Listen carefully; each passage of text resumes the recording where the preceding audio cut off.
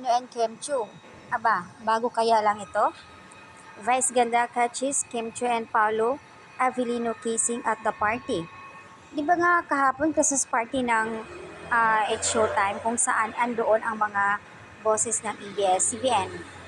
In a shocking twist that has left fans gasping for ear, the iconic comedian and host Vice Ganda recently caught two ABS-CBN the biggest stars, Kim Pao. The jaw-dropping incident has sent and the ripples through social media when fans and the media with the questions about the real nature of the relationship. May katotohanan kaya ito?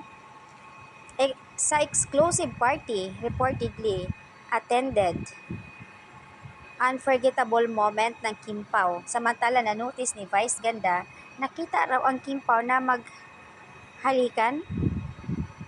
Pero kung minsan kasi alam niyo naman si Vice Ganda pabero. Pero ang totoo talaga si Vice Ganda Kim Pao talaga yan.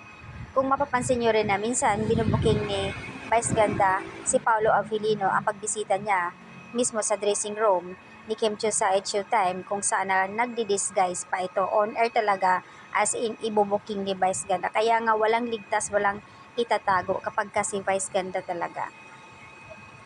Pero totoo, at least nagsasabi ng katotohanan.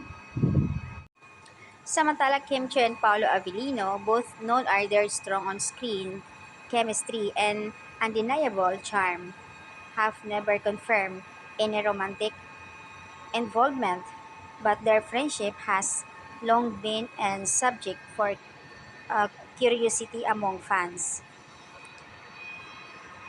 Pero sabi nga ng karamihan, what you see is what you get, diba?